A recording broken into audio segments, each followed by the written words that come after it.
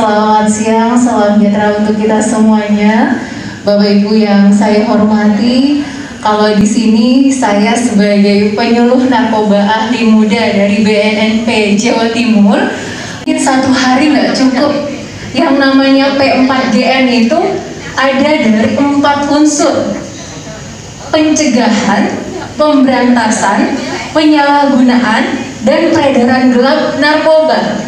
Kalau yang kita lihat secara kasat mata, BNN itu selalu dipandang sebagai orang yang suka nangkep-nangkep. Stigma itu sudah tertanam di masyarakat. Jadi masyarakat takut untuk menghubungi BNN. Betul nggak Bapak Ibu? Kita sendiri pun sebagai tenaga pengajar untuk mahasiswa kita, kalau udah namanya BNN itu takut untuk dirazia, takut untuk ditangkap. Tapi kita hari ini mau menyamakan persepsi. BNN itu tidak hanya penindakan atau pemberantasan, tapi ada pencegahan yang paling utama dan rehabilitasi. Lanjut. Yang kedua, kita ingin memaparkan tentang kampus bersih narkoba atau yang kita singkat kampus bersinar. Mulai dari regulasi, kurikulum, kegiatan, terintegrasi, dan bersinergi dengan P4GN. Nah, ini saja 3 saja yang ingin saya sampaikan.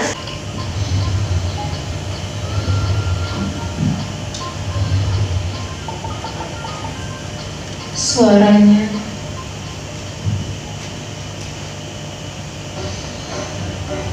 Di Sumeria, pada tahun 2000 sebelum Masehi, telah dikenal serbuk sari bunga opium atau candu, atau biasa disebut hulgil, yang artinya obat yang menggembirakan. Hulgil ini banyak tumbuh di daerah pegunungan dan dataran tinggi. Pada saat itu, serbuk sari ini sudah diketahui memiliki fungsi sebagai obat tidur atau obat penghilang sakit saat dihirup.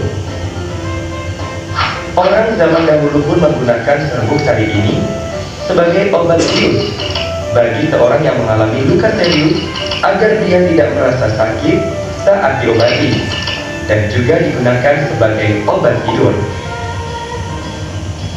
Selain itu, serbuk sari bunga opium ini juga digunakan sebagai racun untuk berburu karena bisa membuat sang bangsa tertidur. Di India dan Persia, candu diperkenalkan oleh Alexander Agung pada 330 sebelum Masehi. Candu ini digunakan untuk bumbu masakan yang bertujuan untuk relaksasi. Mengapa menyalahgunakan narkoba itu berbahaya? Salah satu efek setelah memakai narkoba adalah halusinogen. Si pemakai akan berhalusinasi seolah-olah melihat sesuatu yang lain. Yang menyetir setelah menggunakan narkoba berakhir pada kecelakaan.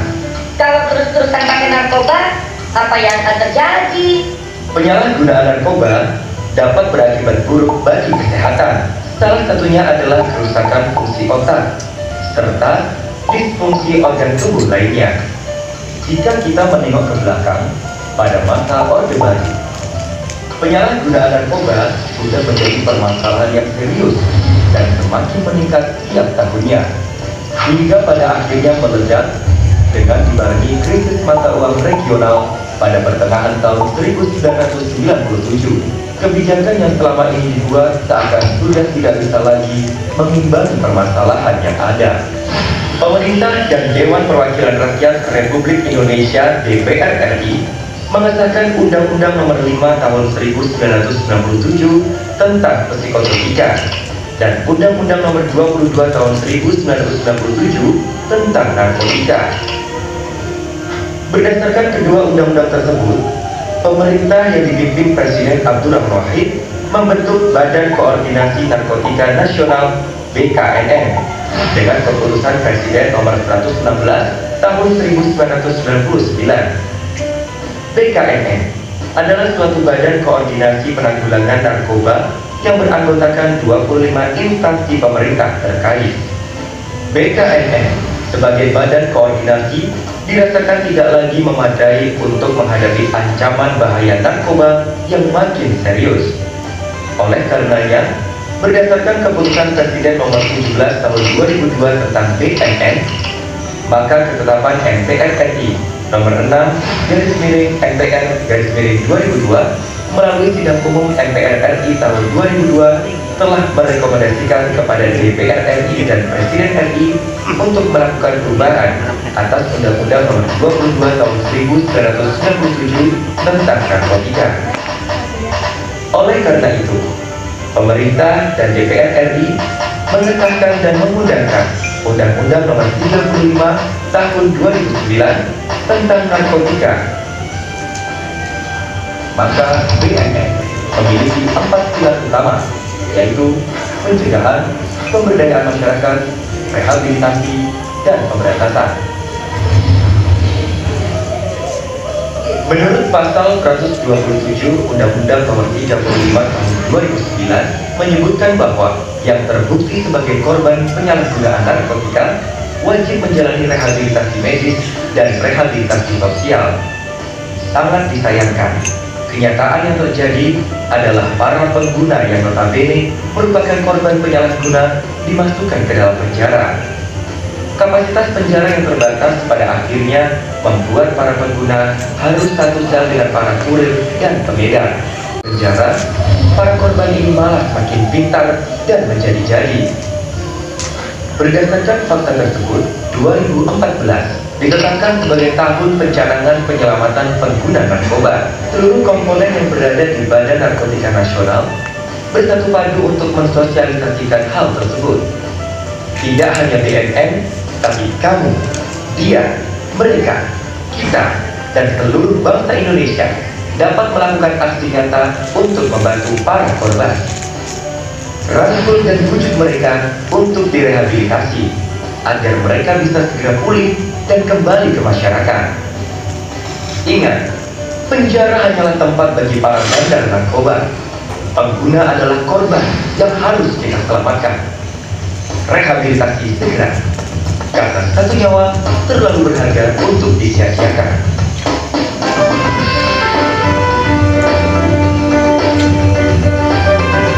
Pemerintah, swasta, masyarakat, dan lingkungan keluarga tentunya. Saat ini BNN mempunyai tugas utama untuk membuat desa bergerak, Bapak Ibu. Jadi dari tingkat RT, RW, kelurahan, desa, kita upayakan optimalkan bisa bersinergi dengan BNN dan seluruh stakeholder terkait membuat desa bersinar. Untuk apa kita lakukan desa bersinar? Karena memudahkan kami untuk berkoordinasi dan menjaga lingkungan terkecil.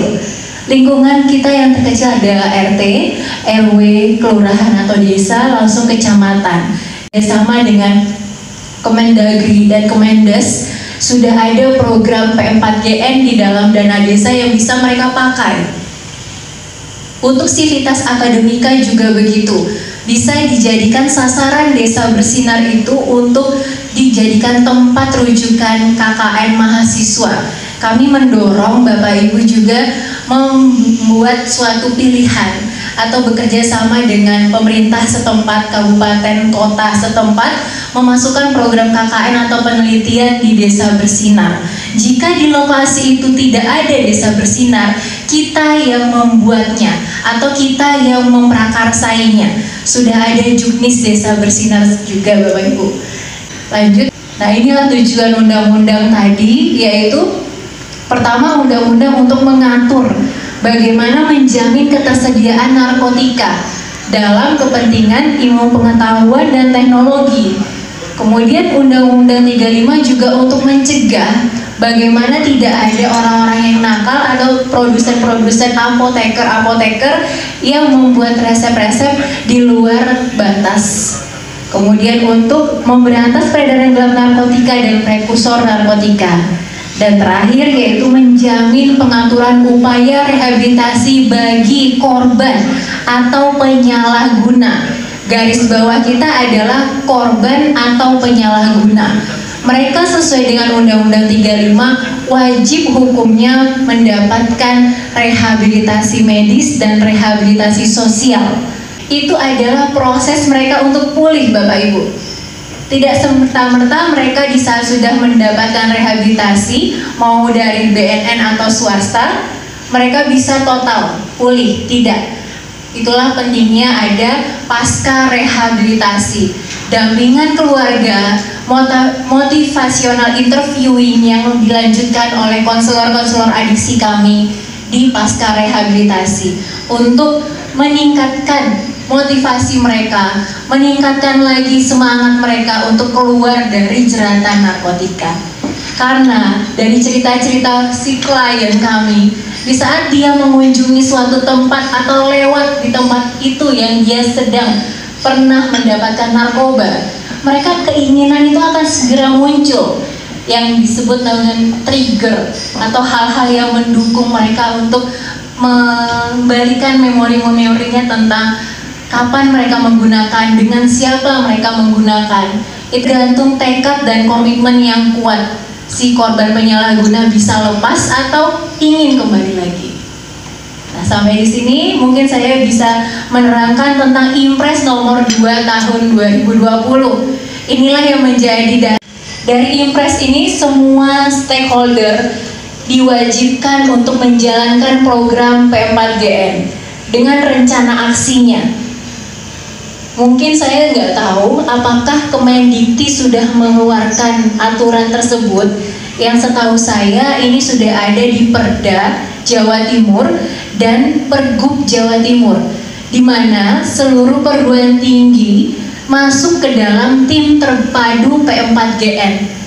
Itu sudah ada Pergub dan Kepgubnya tentang tim DU P4GN di wilayah Jawa Timur. Baik. Dan ini ada 17 satker yang ada di BNNP jajaran. Mungkin Mas bisa, oke, ini dasar-dasar hukumnya tadi.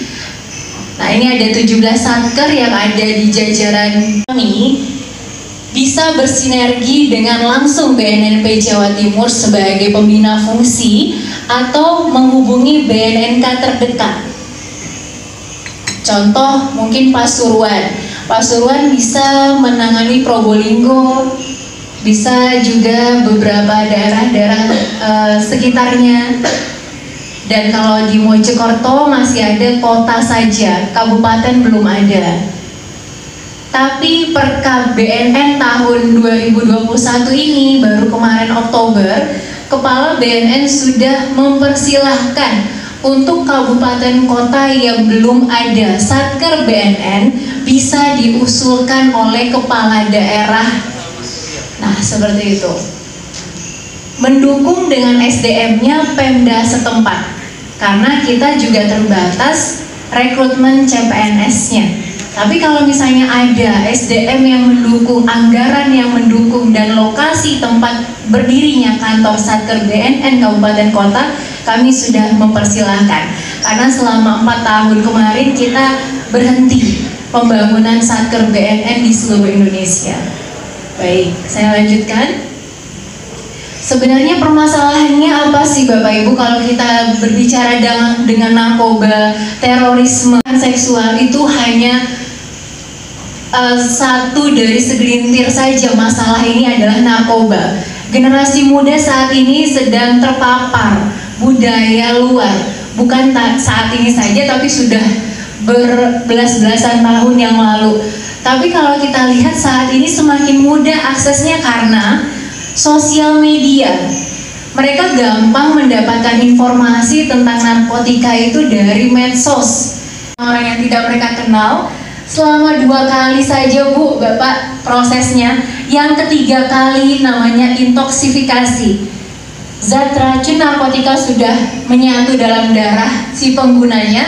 Yang ketiga mereka meminta secara langsung siapa yang memberikan. Akhirnya wani piro, kamu mau lagi obat itu bayar. Berapa? Ada yang paket hemat, ada yang paket apa ya kata orang pahe, kemudian bisa dibagi-bagi. Itu Bapak Ibu yang menyasar generasi-generasi muda kita. Tidak harus dia menggunakan sabu atau ganja, tapi dari pil-pil yang berbahaya tidak pada tempatnya yang dioplos. Kemudian kita bicara tentang Indonesia darurat narkoba.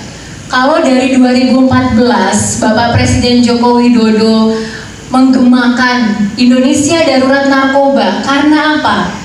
Indonesia bukan lagi dalam kategori kilo atau gram, tapi sudah berton-ton masuk sabu 5 ton, 4 ton sekali penangkapan. Berarti kita bukan lagi menjadi jalur masuk, tapi kita sudah diserang, yang namanya proxy war. Perang tapi tidak menggunakan alat perang. Ya, alat perangnya itu tadi secara tidak langsung adalah narkotika. Generasi kita tidak tahu mereka siapa yang mendatangkan itu di Indonesia. Yang mereka tahu hanya di saat mereka menggunakan, akhirnya tubuh mereka ingin lagi. Mereka hanya tahu pengedar-pengedar dan kurirnya. Ternyata bandar itu jaringan internasional. Kalau kita sebagai orang awam, masyarakat biasa, kenapa pemerintah kita tidak serius? Harusnya langsung saja kita tahu dari mana asalnya, kita hubungan bilateral atau seperti segala macam yang harus kita tempuh selesai. Tapi tidak segampang itu.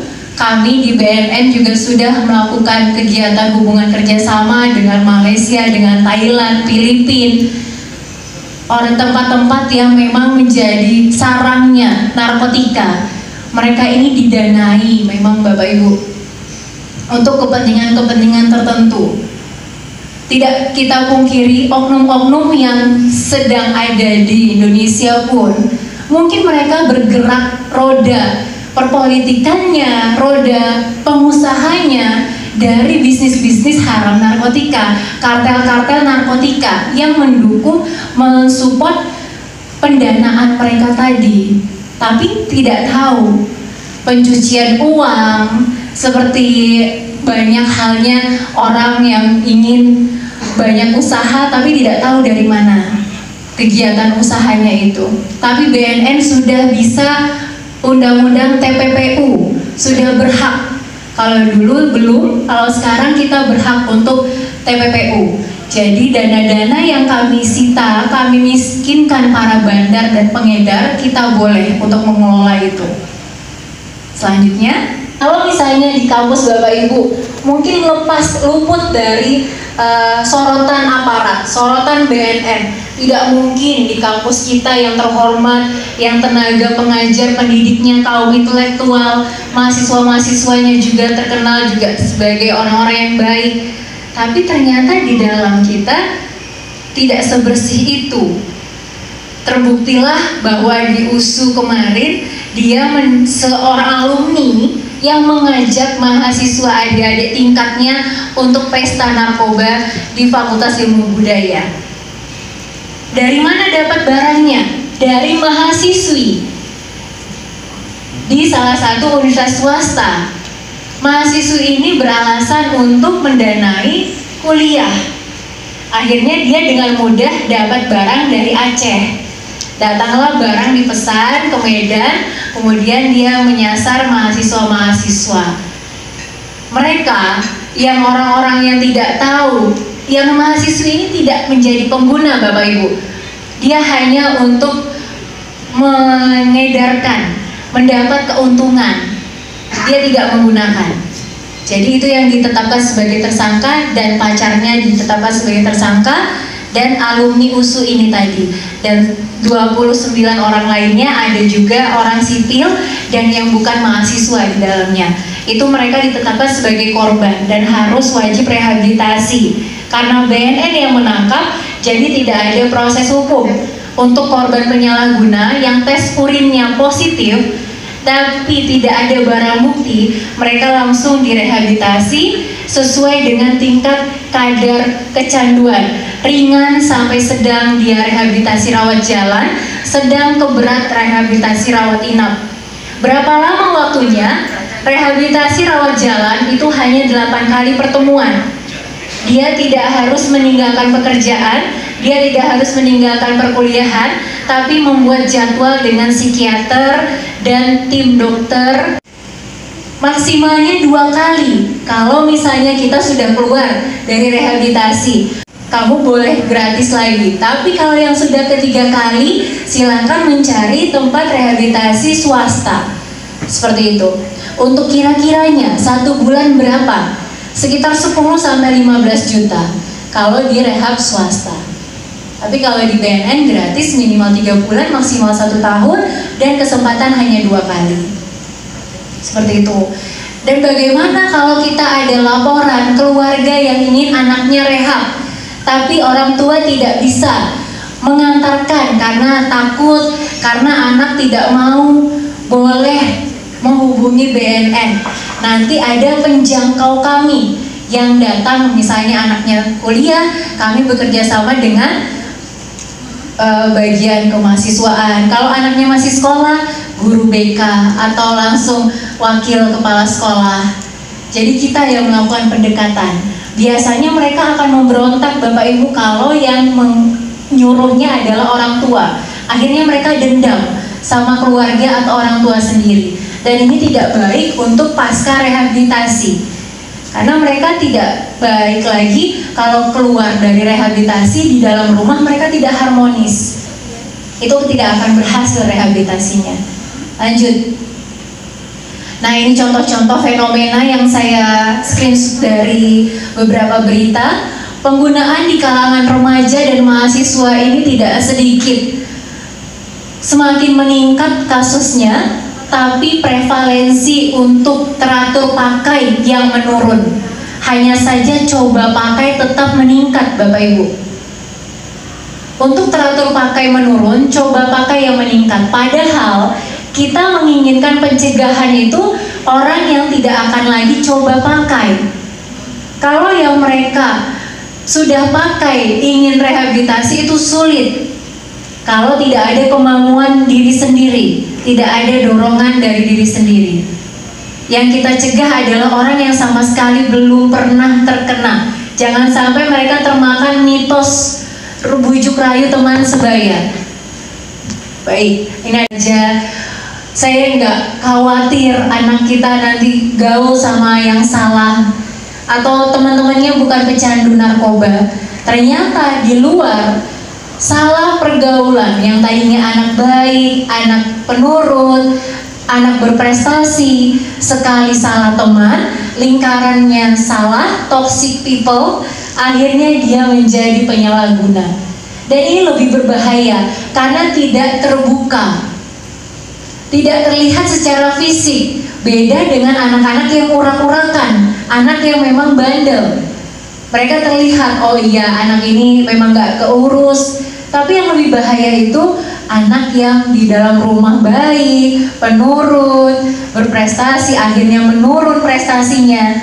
Sangat gampang kok Bapak Ibu melihat mahasiswa atau anak-anak kita di rumah yang sudah terpapar narkotika. Pertama, mereka akan ketakutan jika eye contact. Kalau misalnya eye contactnya sudah tidak ada lagi, itu bisa dipastikan mereka ada masalah. Yang kedua, suka bohong. Awalnya mereka masih jujur, kemana, main jam berapa, pulang jam berapa, akhirnya mereka suka berbohong. Ketiga, badannya semakin, bukannya gemuk atau kurus yang menjadi patokan, tapi tidak terurus. Bau badan, apalagi penyalahguna ganja atau sabu, itu sangat menyengat sekali baunya. Bisa kayak orang nggak mandi 3 hari. Jadi baunya sangat pekat. Kalau kita rokok aja, kita berada di lingkungan asap rokok, jilbab atau rambut kita atau tangan kita udah bau, ya Bapak. Kalau ganja lebih pekat lagi baunya. Kemudian apalagi tandanya? Kalau misalnya dia berair matanya, itu juga salah satu tanda-tanda fisik penyalahguna narkotika. Nah, selain itu mungkin sama. Tapi tanda-tanda itu bisa kita kategorisasikan kalau sedang dia masih ada zat narkotikanya. Tapi kalau misalnya mereka tidak ada lagi zat narkotikanya, mereka merasakan nyeri yang amat sangat sakit. Rasanya sakit sekali kalau kata mereka yang sudah pernah menggunakan. Sakit, mereka tidak bisa bicara, lidahnya itu kaku. untuk mengangkat lidah saja seperti orang cadel, susah. Maunya tidur, maunya itu males-malesan, nggak nafsu makan, rasa nyeri yang teramat sangat. Seperti itulah tanda-tanda fisik mereka para penyalahguna narkoba. Dan Dinas Perhubungan dan tol di Waru untuk mendeteksi mereka, mengintai mereka perjalanan darat dari Jakarta mau menuju pulau. Itu sudah beberapa kali mereka melaksanakan aksinya, tapi yang saat ini tertangkap. Kemudian dulu di BNK Surabaya juga pemandu lagu atau PR juga sebagai salah satu tersangka, karena tidak hanya karaoke, tapi dia juga sebagai pengedar ekstasi dan sabu. Dunia malam itu sangat erat kaitannya dengan narkotika, karena memang di sana tempatnya, Bapak Ibu. Karena di saat mereka hanya menggunakan alkohol, itu rasanya kurang. Di saat mereka masih minum mabuk, udah selesai. Tapi mereka ingin meningkatkan lagi efek fly tadi yang dia tuju, akhirnya menggunakan ekstasi Inex. Lanjut, ini ada contoh-contoh kasus saja yang saya lihat. Mahasiswa ditangkap di Serpong, sudah edarkan ganja di kampus-kampus selama 1 tahun. Nah, ini yang baru terjadi di USU. Kemudian stres mikir kuliah, mahasiswa nekat edarkan narkoba. Untuk melakukan dimensi ketahanan diri anti narkoba, ini bisa dipakai tidak hanya kalangan siswa, mahasiswa, tapi bisa untuk masyarakat umum. Di mana 3 dimensi ini ada 3 dimensi, yaitu self regulation, assertive, dan reaching out. 3 dimensi ini baru dikenalkan tahun ini, Bapak Ibu. 2 tahun sebelumnya kami uji coba ADS, Addiction Drug Scale, untuk pengukuran ketahanan diri. Nah, saya juga termasuk di dalam tim yang diuji cobakan ADS, apakah berhasil. Jadi dari 3 ini tadi, mungkin bisa next slide Mas, sampai di, nah ini, self regulation, assertiveness, dan reaching out. Self regulation dimana kita harus mengenal diri kita sendiri. Siapa kita, apa tujuan kita. Kalau mahasiswa atau siswa tidak tahu tujuannya untuk apa mereka belajar, hanya ingin mengejar nilai atau IPK, lulus mereka sekolah, lulus mereka kuliah, hanya ada dapat ijazah. Sangat disayangkan tidak ada yang dia bawa. Sudah mahasiswa semester 5, semester 7 untuk bicara di depan, presentasi apa yang mereka mau untuk magang, PKL di BNN, tidak ada, nol. Nah, inilah tugas kita semua, Bapak Ibu sebagai pimpinan, wakil rektor, pendamping kemahasiswaan. Mungkin ada satu cara lagi yang paling gampang untuk melatih life skill yang paling penting. Memang mereka dicecar dengan mata kuliah yang sudah ada, tapi mungkin keaktifan organisasi itu kami titipkan, Bapak Ibu. Dari organisasi kita bisa bekerja sama, dari organisasi kita bisa memunculkan ide-ide baru. Itu yang kami harapkan dari mahasiswa. Yang pertama, kita tetapkan dulu di mana lingkungan pelaksanaan kegiatan pencegahan. Apakah di lingkungan kampus atau kita juga menyasar masyarakat di sekeliling kampus. Kemudian pembentukan tim pelaksana pencegahannya, mau dari bentuk satgas, relawan, UKM, yang kami mohon juga ada UKM anti narkoba. Jadi kita sinergi dengan para mahasiswa yang dibina atau dibimbing oleh dosen pendamping kemahasiswaan, Bapak Ibu sekalian. Kemudian pembekalan yang tadi Ibu juga sudah bilang, kami kalau misalnya sudah ada relawan, satgas atau UKM, kita bisa mengadakan kegiatan TOT atau workshop kepada mahasiswa atau kepada dosen. yang untuk dijadikan TOT lebih lanjut. Kemudian tadinya saya hari ini mau mengadakan TOT, ternyata 2 dan 4 itu beda gelombang, beda angkatan dan beda peserta. Kalau 2 hari ini Bapak Ibu sama pesertanya sampai penindakan dan rehabilitasi, kita bikinlah rencana aksi. Ada timelinenya, jangka panjang, menengah, dan jangka pendek yang akan kita implementasikan di kampus masing-masing. Kalau kurikulum pasti kan jangka panjang ya Bu, harus disusun, ada tim penyusunnya. Kalau yang pendek tanpa biaya, kita bisa menggunakan media sosial yang ada di kampus masing-masing. Diselipkan saja tagline atau diselipkan pesan anti narkoba dari media sosial itu, atau ada papan informasi di sekretariat atau di rektorat atau di dekanat, di masing-masing prodi ada kata war on drugs. Untuk saat ini stop narkoba tidak digunakan lagi sebagai slogan karena kebijakan pimpinan. Itulah seninya. Kita di instansi pemerintah memang seperti itu ya Ibu. Siapa pimpinan sesuai selera pimpinan, kita berubah lagi tagline. Dulu stop narkoba yang sudah digadang-gadang, sudah berjalan 4 tahun, ternyata sekarang Pak Bolose inginnya lebih garap, lebih heboh lagi, perang melawan narkoba. Beliau mengadakan hashtag war on drugs. Jadi dengan desa bersinar dan kampus bersinar, sekolah bersinar, untuk Indonesia bersinar, bersih narkoba. Kemudian pembuatan regulasi. Jangan lupa Bapak Ibu, kalau kita sudah mengatakan kampus kita memang mendukung P4GN, tapi ternyata di regulasi kita tidak ada sanksi jika sivitas akademika menjadi korban atau menjadi pengedar di dalam lingkungan kampus atau di luar, tidak ada sanksi tertulis hitam di atas putih, berarti masih nihil, regulasi P4GN-nya tidak tertuang. Kemudian jika mereka hanya korban, tidak ada namanya pemberhentian atau DO juga kepada mahasiswa, tidak. Itu bukan salah satu jalan keluar, karena kita bisa rehabilitasi rawat jalan seperti itu. Kemudian melaksanakan kegiatan P4GN mulai dari sosialisasi tatap muka, media jejaring, media cetak, media pun bentuknya, sisipkanlah pesan-pesan anti narkoba. Mahasiswa kita sudah banyak yang kreatif, membuat baliho tidak harus dicetak, tapi bisa dari media digital.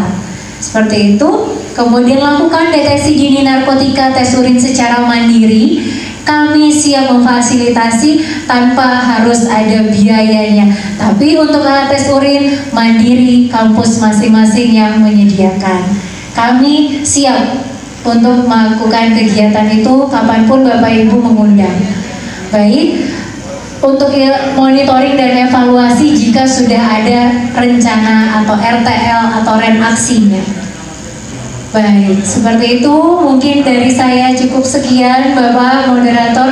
Mohon maaf Bapak Ibu apabila ada yang kurang penyampaiannya karena hanya terbatas waktu, tapi saya menginginkan tidak ada yang narkotika di lingkungan kampus kita tercinta. Kita sama-sama menjaga, karena mencegah itu lebih susah daripada harus dulu ada kejadian. Boleh Pak, yang terakhir, slide terakhir, kita sama-sama menggaungkan komitmen yang ini juga sudah kita samakan persepsi di saat Pak Edwin dan Pak siapa Pak kemarin datang ke konsolidasi kota tanggap ancaman narkoba lingkungan pendidikan. Ini sudah kami rumuskan dari perguruan tinggi negeri dan swasta. Inilah komitmen kita bersama. Bapak Ibu juga sudah sebagai sebenarnya tim terpadu P4GN di lingkungan Provinsi Jawa Timur. Untuk itu akhir kata saya ucapkan wabillahi taufiq wa hidayah. Wassalamualaikum warahmatullahi wabarakatuh. Demikian sobat, telah mengikuti kegiatan acara sosialisasi pencegahan bahaya narkoba dan radikalisasi yang diselenggarakan oleh LLDIKTI wilayah 7. Kegiatan ini dilaksanakan di Hotel Arya Gajayana Malang. Terima kasih telah mengikuti dan menonton video ini. Jangan lupa like, share, dan subscribe. Assalamualaikum warahmatullahi wabarakatuh.